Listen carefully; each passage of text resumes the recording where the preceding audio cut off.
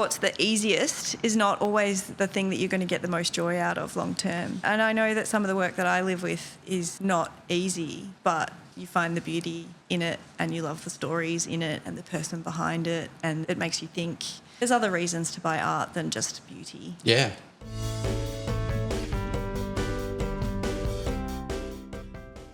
Hi, I'm George, the co-founder of Bluethumb, and I'm joined by my colleague Amy. Welcome to the Art in My Home podcast. We uncover the surprising stories from the art collections of unexpected guests. Today's guest is Melissa Loughnan. She's the newly appointed fair director of the Melbourne Art Fair. Mel has a rich background in the art world. She founded the influential gallery Utopian Slums. She's consulted on public art projects and authored multiple books on contemporary art, as well as serving on a bunch of art boards. Mel, welcome to the podcast. Thanks for having me. Thanks for being here. And especially it's probably a very busy time for you. It is a busy time. The Melbourne Art Fair about to go live again. We're about 2 weeks out now, are we, Mel? Oh. Not that you're counting. About 2 weeks out. Yeah. At least, I'll be in there the weekend before. Of course. Balls will start going in and yeah. How long does your bump in normally take for something like that? About 4 days. Yeah. So Sunday, Monday, walls. Yeah. Lights. Yeah. Tuesday, commissions. Wednesday, galleries. Yeah. Cool. Thursday, we open. Yeah. I'm so excited. Oh, we do the affordable art fair, so my sympathies for you for this very busy period of your And we of just time. we just turn up at We your just art turn fair, up. yeah. We don't do like that. We're not doing from the day four. So yeah, it's a massive project. Yeah, well, now's also the time where I'm doing a bit of media and radio interviews and stuff because it's the lead up to the fair. So course. this is all related. Yeah. Perfect. Yeah. So you had to come on the biggest art podcast in Australia, Exactly. as well as ours. Cool. All right, let's get into your art. We Yes. always love to start talking about your art and kind of how it fits into your home. So you've been a curator most of your career and, advised people on collecting and government and corporate clients. But personally, how does art kind of fit into your life and your home?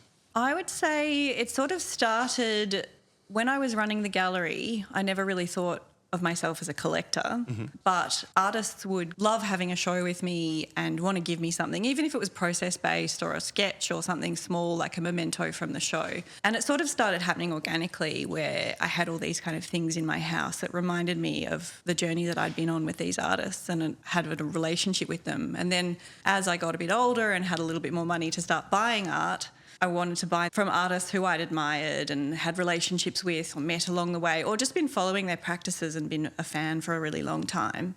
And it's always been about something that sort of makes me feel something or incites some sort of reaction in me. And it might not be something that I think is beautiful necessarily. It could be something that's challenging but I can't stop thinking about it. Is there an example of something that challenged you a lot and has now ended up on a wall of yours? Yeah, there's quite a few. I mean, from the works that I sent you, I'd say the Destiny Deacon is something that I've thought about a lot. I've been exposed to those images from that collection quite a bit. But when we first bought it, my son would say, "Oh, it's really scary," because it's sort of two dolls and they're old-fashioned sort of dolls from sort of the 60s. It's Ebony and Ivy face race. So they're holding hands, but they kind of look a little bit battered and a little bit almost dolls from a horror movie, you know? So you can imagine beaten up a bit. They're a little scary. It's not exactly a beautiful work, but it also is beautiful. And that's what I like also, that something that might be challenging, you start to see the beauty or the beauty grows. Where does it sit in your house? That one's in the entry. Yeah. Yeah, so it is kind of, you do walk in. Your son every day. Oh, no. He's not reacting now, which is good. Immersion therapy on that one. Didn't make it to his room. Though. But, it's meant to be a confronting work and it is sort of dolls from that era of the realness of the stolen generation. Obviously the impacts are still there from that having happened, but that era really sort of speaks to what was happening sort of in the 60s through those dolls. Did you work with Destiny Deacon? No, I've just always been a fan. Okay. So that was one of those sort of fangirl. I've really always wanted one. Can we get one? Yeah. It's amazing when you can finally afford the work that you want. Yeah. Yeah. When you're hunting for works, Mel, do you go galleries or are you going through personal connections instead? Or? A lot of it's personal collections. A lot of it's sort of hearing about an artist through another artist or through a gallerist or a dealer. Also being on the mailing lists for galleries as well that I admire. I will probably pay a bit more attention to the artists that they're putting forward to me. Sure. You know, I love Futures in Collingwood. I love Hayden's in East Brunswick. So we're not talking sort of, I'm only paying attention to Ros and Oxley. I really admire sort of those next generation sort of, maybe I see a bit of myself in them as well and want to follow their journey and what they're looking at and what they're doing. And then also when I talk to artists, I love hearing about what they're excited about and who's coming up and doing great things. I was looking at actually this work, Sebastian Temple's work. Well, I was on the Hayden's website earlier having a look. He's like really interesting giant bin vases, which I was like, these are so cool. He's around 33, I So can say. they're giant, are they? Well, It's a big vessel. Like an urn. And his early career, I think he lives outside of Melbourne in sort of a regional area. I've always loved ceramics. I love sculptural and tactile work. And I've always been a fan of sort of like Japanese pottery. Sure. But this is sort of a contemporary take on that. And it's got, you know, bits of abstract painting. I don't know if it's watertight. I wouldn't probably use it as a vase, but it's glazed. Yep. And again, I probably saw it and went, oh, it almost looks like a broken ceramic. You know, it's a little bit challenging. Yeah. But then I kind of kept looking at it and it fascinated me and I kind of wanted to live with it. Yeah, I thought they're beautiful. And how old is your son? He's 8. Okay, cool. Yeah. So are these sort of still out of arms, balls reach, like throwing ball? Yeah, we don't throw balls inside. No. Outside for balls, ideally, yeah. and definitely not where there's ceramic Ceramic, work. yeah. And they're, up high. I've got a 5-year-old daughter as well. Okay. So, fragile art is not sort of on the ground. Yeah, it's something I've grappled with. I've got 2 young kids, and I'm just holding off. Buying any There's sculpture. this amazing product called museum wax. Yes, we actually which do is have like it. earthquake proof, that you put on the bottom of an urn and stick it to the shelf or the, plinth or whatever. Yeah. And it's really hard to get off. Fantastic. Do It you sounds like a recommend it? challenge to my son, I think. You can get it off. The trick is to fishing wire to get it off. Yeah. That's actually a great recommendation for, sculptures with kids. Totally. Museum wax. Yeah, okay. Yeah, absolutely. Ceramic sculptures, I still recommend no balls inside. Yeah. Yeah. The other one I really want to talk to you about, Mel, is Ali Sharabdar's. Yes. I was reading into their work as well this morning, and I just wanted to start with a quote about him. The quote was, Sharabdar is a nom de plume, a Persian word meaning the person that provides and relishes wine. And the theme of his artwork, he's a Persian and Australian artist, and he is fascinated by the history of Shiraz being brought to Australia and how just basically the story behind Shiraz's journey into Australia, and especially as he's Persian as well. I think they have a history of wine as well. So yes. Similar to Syrah, apologies, is what it's called. So anyway, I just was reading into this really beautiful work. And I just wanted to talk about that one because I thought the story was so fascinating on it. Yeah, that's the newest addition to our collection. Yes. We've just bought it as of this weekend. Oh, wow. It will be at Melbourne Art Fair. Yes. At Dane Singer's stand. Yes. It's the first sale Ali has ever made. He's a refugee from Iran. Mm-hmm. He came to Australia just over 10 years ago and he's an Uber driver. No He's way, is he not now? art trained. Dane had an exhibition where she invited members of the community to submit a work and she sort of discovered him through that and gave him a show, but unfortunately it was during COVID. So not a lot of people saw it. Yeah. So this kind of is his debut, and if he does well, he might consider a full-time career as an artist. I think he's amazing. Yeah. So, his work kind of tells these stories of Persia and brings in sort of Australian historical references. So there was a colonialist, James Busby, who brought wine to Australia. Mm-hmm. So he features in some of these works that also explore Persian history and broader cultural references. And it's sort of a story of wine, it's a story of drought and climate change, and there's Australian animals in there. It just takes you on a wild journey, and I love it. Yeah. I've also been reading The Chronicles of Narnia with my son. Fantastic. And, I just see, all this sort of the mythological creatures and the sort of devil and all these characters in there that are making me kind of think of my relationship with him, and I just found all this personal meaning in it as well. Fantastic. I had no idea that that's where Syrah and Shiraz came from as well. Yeah, I love the joint history behind them. Yeah. And so, coming did you together. say this is his first work he sold this year? It's his first ever I sale. love that. That's fantastic. Yeah, so I'm hoping that might encourage some more people to buy his Yes. work at the fair. Yeah. We'll tag him in the episode too. Absolutely. I can't wait to Give see him a them at follow. the fair. Yeah, it's going to be amazing. He's also got really large scale, sort of 4 metre tall watercolour scrolls Wow. and some sculptural works. Wow. Get one of the 4 metre ones. Gosh. Do you have walls that big in your house? Like, Oh, it would trail on the floor, and again, the 8-year-old son. Yeah. And you said you live out on the peninsula? Yeah, we live Yeah. in Shoreham, which is sort of Flinders, Red Hill, Point Leo way. Nice. It's a magical little place to grow up. Yeah. We bought it when I was pregnant with our eldest, and it was meant to be sort of a part-time home. We were still living in Fitzroy, and once we bought it and fell in love with it, we just kind of stopped going to Fitzroy and just made it work. It was also sort of a move to remote work from home culture being okay. Yeah. And we've just made it work. Yeah. Yeah, we just love it down there. Yeah.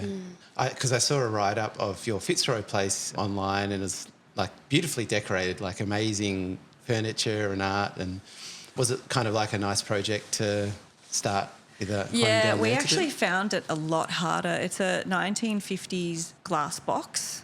So it's like very modernist bush cabin vibes, not a lot of walls, and some of the walls are timber. And it took us a long time to figure out art and furniture, because we initially kind of thought, 60s style, and put it in there, and we were like, And we ended up getting a 1980s B&B Italia, big, large green sofa delivered from overseas, and it came to Fitzroy, and we were like, oh my God, it's huge and it's so green, and I don't even think I like it. And then we took it over to Shoreham, and we were like, it's like the best thing in the house. And it's kind of like we live in a tree house. We're in this like little tree canopy, and there's a creek that backs onto our property. So we have a view of the creek, we're in all these trees, and then the green big sofa just sort of sinks in. And then slowly we've brought in some artworks, and there's not heaps of art on the 50s side. We are currently renovating, so it had an 80s extension that's been knocked down and is currently being rebuilt at the moment. So that will be new, and the walls will be all timber. I don't think there's a plasterboard in sight, but there will be more room for art. Okay. Is it hard to put art on timber walls? You kind of want to make a commitment. Yeah. Like, you don't really want to be like, that doesn't look good, and then have screw holes everywhere. Yeah. So yes and no. You've just got to kind of... what I do and how I used to hang shows as well was place works against walls and sort of let them sit for a little while and think about it and move things around and put things up on the wall and think about it some more, and then eventually it would go on the wall. Yeah. And, what you think might work when you're planning a renovation, and you're like, I'll put this here and this there, until you're in the space. Yeah. It's really hard to know what's going to work. Yeah. Yeah. We had a designer on last week. She's fantastic, but she loved moving art and furniture and sculpture like every week, I think. in her That would house. make me anxious. It's a real passion to rearrange. Yeah. Right. Challenging for her kids as well. You wake up and you're like, so my house has been rearranged again. Yeah. Like, if you think you need to buy a new art, just move it around Yeah, first. which was- Yeah. I love it. That was the positive. I kind of actually. embrace the sell on hang. Yes. Rather than sort of the rearrange. It's like, okay, well, I've More. used that bit of the wall, so I'll use down low There's a or gap. up high or Yeah. to the left or the Yeah. right Yeah. or in that corner or Yeah. on that shelf. Yeah. Yeah. I love that. I love that look. Yeah. Your walls deserve great art. For a limited time, we're giving our listeners 10% off their first purchase. Head to bluethumb.com.au and start exploring one-of-a-kind art from Australia's best original artists. Use code POD10 at checkout. That's POD10. Mel, any artists you have on your radar that aren't in your collection at the moment?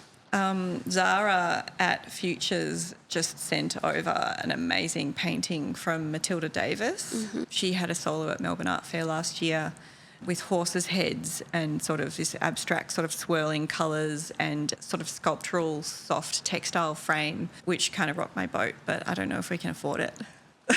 So on the wish list. Yeah, get. on the wish Yeah. list. Matilda Davis. I have to look her up. Yeah, she's a good one. When there's an artist who I've met and I really like their art even more. Interesting. That's interesting, If you really yeah. connect with them, Yeah, she's just got a really good vibe. She's got a great personality. She's really friendly and kind of quirky and interesting, and bright coloured nails and cool clothes, and just has an air about her that makes me love her art even more. love that. Mel, I didn't realise when I was doing my research on yourself, I didn't realise Melbourne Art Fair, to go to the fair side, I didn't realise the galleries were only showing mainly solo artists, or maybe was it 2 maximum kind of artists at a time? Yeah, there's a focus on solo or joint presentations. Not all galleries are doing that, but we make sure if it's a group show that it's sort of a curated presentation that's thoughtful and not... What we try to avoid is sort of a stockroom hang. Sure. Or, we're trying to cater for all tastes kind of hang, which ends up kind of making the visitor feel really overwhelmed.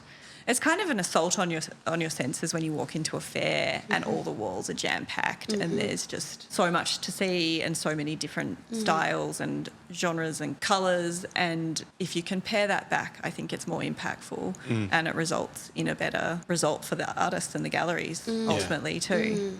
Yeah, guys just not being overwhelmed with choice really, instead of more thoughtful and wanting thinking. to walk into a space and Yeah. really look at one particular artwork rather than not seeing it for the sea. Yeah. True. There are a couple of great sort of booths last year that were immersive, I think I'd say. You would walk in and, you really kind of felt the theme of what they were doing. Yeah, I think a solo is really powerful. Also, some galleries are really good at building additional walls and creating a bit more of an enclosure, which also kind of gives you a little bit of a retreat from all the sound and chaos that is the atmosphere of an art fair, which is really effective. And I think that's just from doing a bunch of fairs in different locations and thinking about what works and just really being thoughtful with your planning. Yeah, because there's a lot of galleries that obviously embrace the really open layout. But I went to one of them last year. I can't remember what gallery it was. It was a little, no door, obviously, but it felt like a little room within their booth, which I thought was so good. It was really... And the works in it were, this big, but it was nice to just kind of go into this room and just... I remember that one. Yeah. I wonder if it was 1301 SW. Oh, I can't remember. Who's kind of in conjunction with Stark White. Okay. I know I felt enclosed when I walked into that space, and I remember the feeling because you kind of walked in and then you were behind a wall when you were in the space. What's your opinion on painted walls? I think it can be done right. I love not having a white wall. Sure. I love a timber wall, Yes. obviously. Yeah, I think that sometimes it can be too fussy or too decorative, but I think it can be done well. It's just about thinking about what works with the work. Sure. A green wall's great. Something that's nature-based, if it's nature-based art on the wall too, I think is complementary. But it's just being thoughtful, and, if it's a jarring colour, then why have you done it? Yeah. Sort of, it's got to be intentional. Yes, true. We had a guest earlier on doing this pod. She'd been a renter for a long time with her partner, and she finally bought... She was like, whatever the walls are, they're not going to be white because we're not renting. It's like, screw renters' walls. We're going to just choose colours and, She and went go hard. for it. Yeah. Love it. I mean, love it. Yeah, it's great. It's like, Yeah. I don't want renters' walls anymore. I'm going to put hooks wherever I want. Totally. Some colour. of my best holidays have been in Mexico with colourful walls and, a really immersive sort of environment where there might be art on the walls, but it's also the architectural language of where you are is about the colour. Yeah. So I think it's, as long as it's been thought about, Yeah, I think it can be done well. Yeah. I would love to live in a chaotic kind of all colour everywhere. Yeah, or even a dark wall just makes a room feel sort of moody and contemplative. It can work really well. Very true. We're jumping around a bit here, but is this the first fair that you've sort of run? Because you've obviously run galleries and shows and stuff. Yep. I've visited and participated as a gallerist in a number of fairs. Yeah. This is the first fair I've ever run. Cool. I saw you're just starting small here with the little Melbourne Art Fair. That's great. Yeah. Just a little pop-up fair. I didn't think I was going to be here. This time last year, I was attending the fair and had no thoughts whatsoever about working at or running the fair. Marie de Pasquale, the previous fair director, ran into me after the fair. We were both out for lunch and she'd been thinking about moving on. She'd been there for 7 years and was thinking about new horizons and just kind of went, oh, Mel. And we just started talking. So, yeah, the team is really great to work with. And I think that was a big part of my decision to join the team, was that it was a team. I previously mainly have been working on my own. I've had gallery managers but never had someone to kind of steer the ship with me. So that was appealing, and meeting the team as well. Everyone that works at Melbourne Art Fair is super great. And, yeah, it seemed like a great next step. It just wasn't one that I had thought about for myself. It wasn't on the vision board, it just sort of appeared. Fell in place, great. yeah. What are some other great fairs, maybe not in Australia, that you've been to that you sort of taken inspiration from or loved, like around the world? Yeah, over 10 years ago I went to Art Basel Miami. There was a project called Banana Hammock which just blew my mind, and it was an exhibition in like an abandoned office building. And it was just kind of emerging artists, and they just were doing their own thing and going rogue. Art Basel Miami was obviously fantastic. There was some great work there, but what blew my mind was Banana Hammock. And the parties, the atmosphere, the performances that were happening. The New Art Dealers Alliance from New York, the NADA Art Fair in Miami was super fun. At that time, that was at the Deauville Hotel, which is an Art Deco hotel. So that was just a completely different environment to seeing something in an exhibition centre.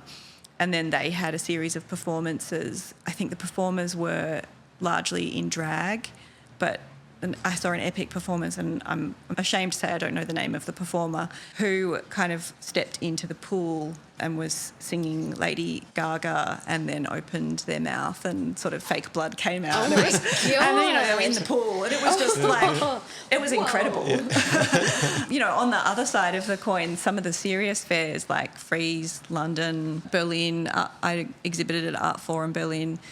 It was really great to meet sort of serious curators and what's going on in the really, really mega cerebral sort of side of the art world in Europe, and get a taste of that as well. That one's very hard to tap into as an Australian. Yeah. I think things are changing a little now with more affordable flights, more art fairs, more online engagement in general, podcasts, Instagram.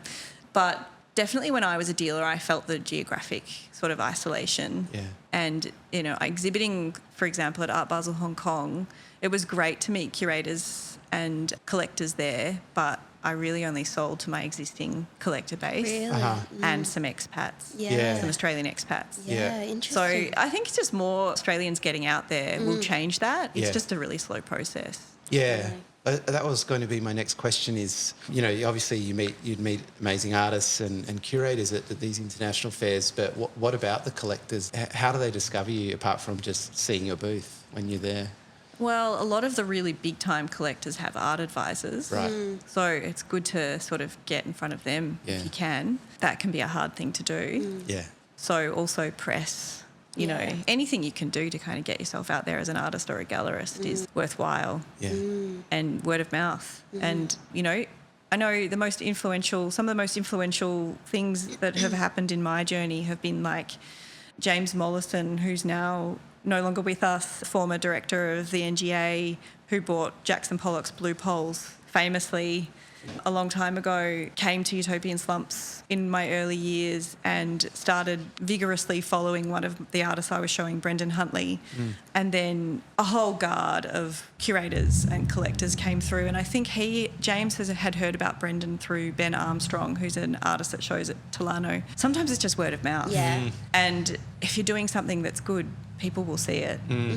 That purchase of the Jackson Pollock, it would be up there with like one of the all-time government investments for return. Yeah, and it was so scandalous at the Yeah, time. yeah. It was, when was that, early 70s or I something? think so. Certainly before we were born. Yes, Yeah. it was before we were born. Absolute national scandal, wasn't it? It was, because Yeah. it was like you could have bought a Renaissance Yeah, work or yeah. something, because it was really expensive. I can imagine the headlines, I could have done that. Yeah, exactly. Yeah. You can only imagine, Yeah. it was a Jackson Pollock splat painting. You could have bought a Monet. So, yeah, super scandalous and revolutionary at the time, but a real change maker. They kind of did the same thing, though, when they invested in the Lindy Lee sculpture at the NGA recently. Yeah. The same thing. It's like it's always gonna And always maybe- challenges people yeah. though, doesn't it? Which is Yeah. good in a way. Like Maybe being in Canberra as well Yes. and being sort of the national institution. Yes. It sort of hits harder Yes. for the tax-paying public. Yes, true. It's like Did you chat with him? He would have been fairly old by the time he came to Yeah, Utopian Slums. yeah. I ended up kind of making friends with him and Yep. having lunch with him at his house. And yeah, he brought Brendan Huntley in under his wing and gave him a residency at his home, which was also sort of an amazing art storage facility and studio complex in North Melbourne. And in turn, a whole new group of guard of collectors came to me and started buying other artists and artworks from me because he'd sort of made that impact. Yeah, That's awesome. yeah. How long did you run Utopian Slums for? I ran it for 8 years. Yeah. I did 3 years as a non-profit. Yeah. So I had never intended to open a gallery. I was at a party above some street art studios and someone said to me, oh, hey, we have an upstairs space. It's, a few $100s a month. Do you want to do some shows? And that's where it was born from. And I had been sort of trying, I was only in my early 20s, I was trying to make a name for myself as a curator. I was trying to curate shows and putting in proposals to ARIs and getting knockbacks because no one had heard of me. But it was like, how do you make a start if you have nowhere to start? And I was meeting artists who kind of felt the same way. So I was doing a curatorial mentorship under Rebecca Coates at the Australian Centre for Contemporary Art at the time and working at Melbourne Museum as an exhibition coordinator. And I was meeting all these artists on the install crews who weren't getting shows and opportunities and had all these like amazing practices. And it just kind of happened organically. I started giving them shows in this space that I was paying next to nothing for. And then my downfall was trying to make it properly non-profit and trying to get funding. And I did get a little bit of funding from the City of Yarra, which then put me in front of the Building and Services Department. And then they sort of came and visited and said, you're not to code. You need disabled access, you need running water. Yeah. I looked at kind of what that would entail and it was going to cost like tens of thousands of dollars, which I didn't have.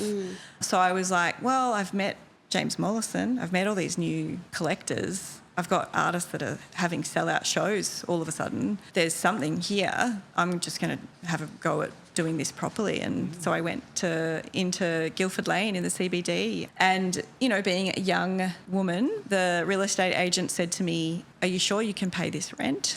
And can I speak to your father? Oh, boy. Which made me probably more determined. Absolutely. I was like, okay, no, you can't. This is my money. Yeah. Here's my bank balance. I've saved all this money to do this.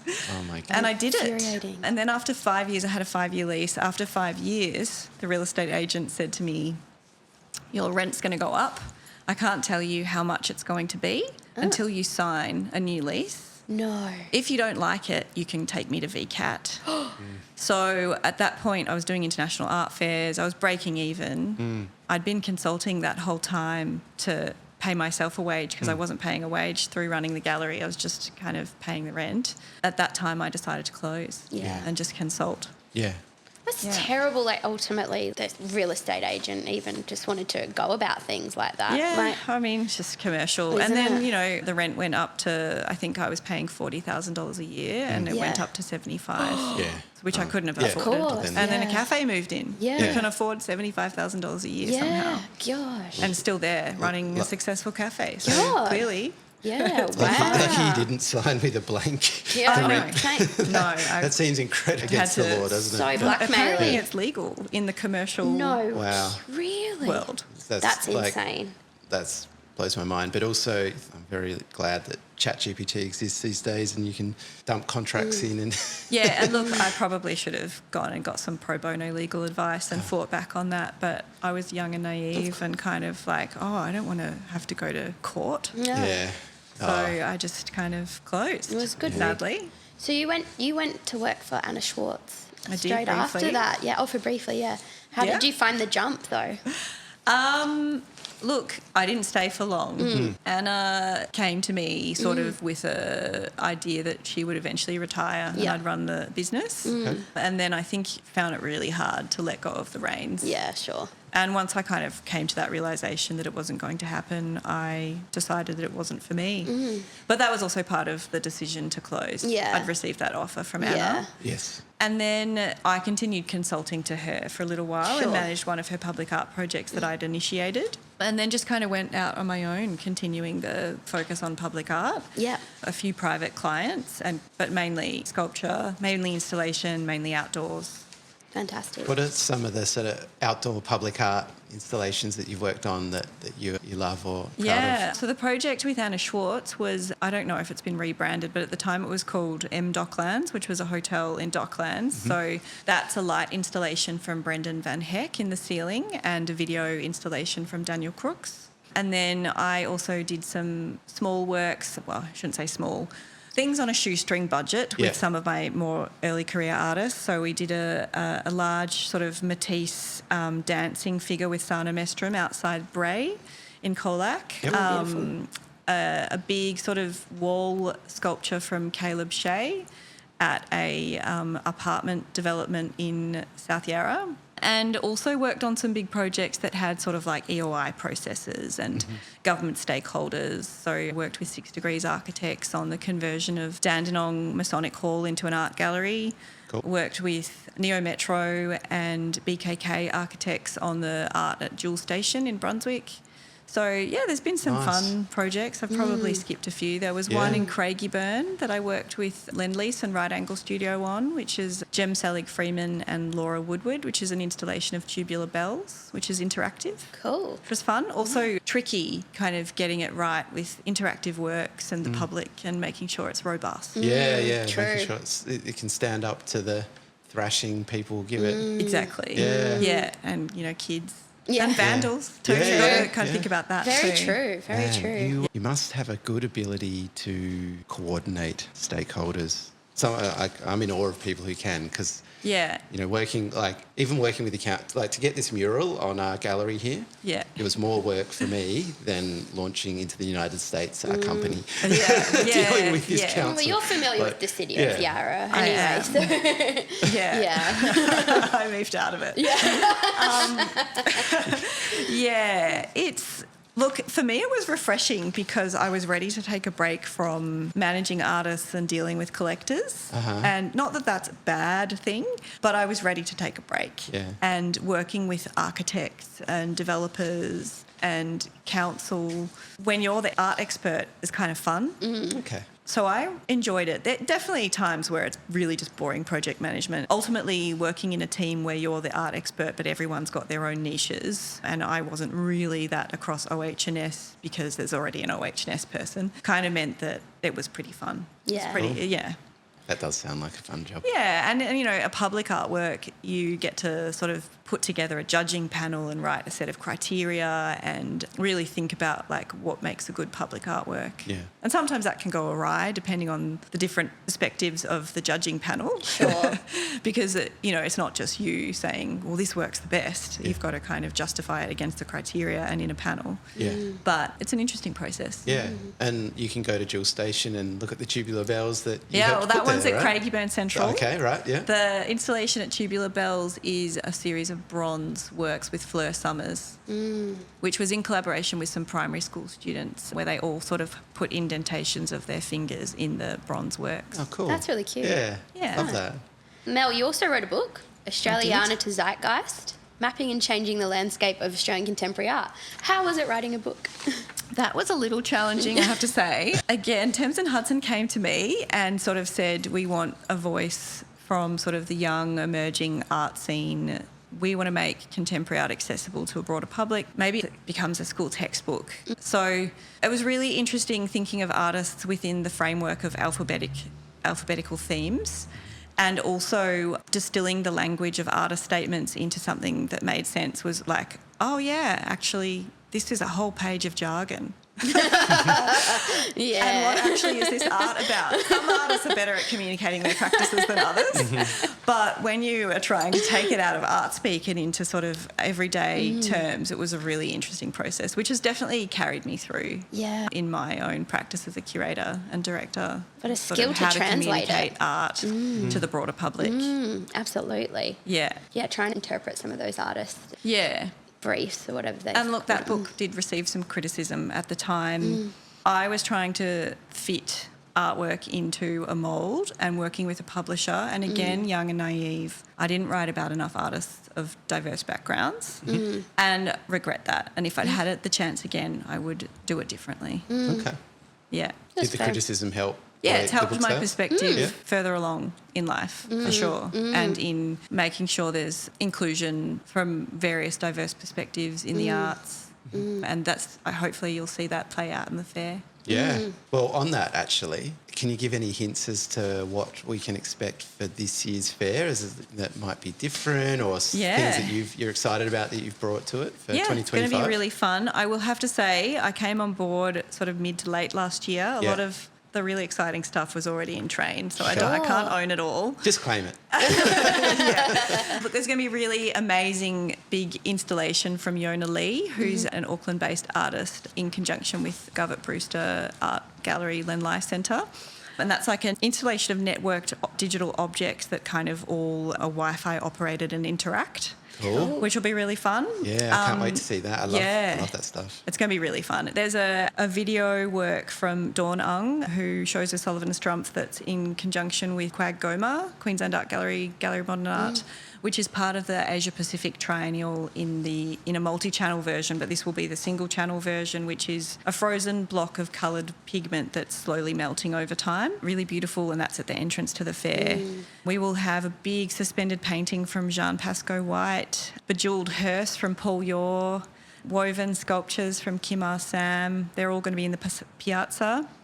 And this year will be the showcase exhibition for the Victorian First Peoples Art and Design Fair, which is a new Creative Victoria initiative. It's co-curated by Janina Harding and Dr. Jessica Clark, and it's dedicated to entirely Victorian First Peoples. A lot of First Peoples art that I've come across isn't from Victoria, so I think this will really hopefully expand that market and bring some new people out into the art and design world that have otherwise not been discovered yet. Awesome. Very good point, yeah. The bejewelled hearse, is that driven into the fair? It is not. The motor has been removed. Okay. So it's wheeled into the fair. Fantastic. Wicked. Can't wait to see that. That would be so cool. So last year, as a team, we went through, it's an excursion I love to do, the Melbourne Art Fair. And we got to choose our best and worst in show. We obviously don't, we're not negative about art or whatever, but it's not your favourite. favourites. And the best part about that was some of the best and least favourite were the same works for different people on the team. Yeah, and something that's super divisive is the woven art. Yeah, so I love it. Okay. Some people don't. And I think I can't remember the name of the actual award for the best in the show, but I'm pretty sure. The Richard Parker Award. This woven piece won last year. Yeah. That was one of my favourites. Yeah. But, there's an offhand comment that looked like an orifice to someone else. But But, hey, maybe the best works are the challenging works, and maybe that person will come back to it and go, actually, I actually think I like this now. I think sometimes what's the easiest is not always the thing that you're going to get the most joy out of long term. And I know that some of the work that I live with is not easy, but you find the beauty in it and you love the stories in it and the person behind it, and it makes you think. There's other reasons to buy art than just beauty. Yeah. Or makes you feel something. Yeah. So a lot of buyers who first buy artwork on us are actually buying their first original artwork piece ever. That's fairly common, which we love. Do you have any tips for getting started? For sure. Start going to galleries, and that means sort of NGV, ACCA, artist-run spaces, commercial galleries, just anything that takes your interest. Subscribe to the galleries that take your interest, follow them on Instagram. And art doesn't need to be expensive. Some of my favourite pieces have been less than $1,000 that I've bought early career. Their first ever show at a commercial gallery, even like the VCA grad show at the end of the year, there's often some great stuff in there. You might not feel confident enough to go in there and buy what you like if you haven't done a little bit of research first, but that doesn't need to be arduous. And, you know, if you've got a family, go to the NGV when there's a school holiday program and, you know, the kids can do some painting and, you know, and your partner can take it in terms of looking at the art. There's ways to sort of manage it when you have a busy life and still kind of bring it into your world and be inspired by it and start thinking about it. And then you kind of get an idea of what excites you and what you might want to live with. Love that. Love it. Yeah. Well, Mel, thank you for today. Yeah, my pleasure. Fantastic. Yeah, lovely to chat, and Yeah. can't wait for the art fair coming up. Yes. Thanks for you. having me. No, thank you. Yeah, the fair is the 20th to the 23rd of February. Fantastic. We'll be there. Look forward to it. Yeah, great. Hopefully we'll see some listeners there too. Everyone come. All right. Thanks, Mel. Thank you. If you love art and hearing collectors' stories, please share this episode with a friend. And don't forget to follow the show, rate and review to help make the pod more visible. We acknowledge the Aboriginal and Torres Strait Islander people as the traditional owners of the land we're recording on, and we pay respects to elders past, present and emerging.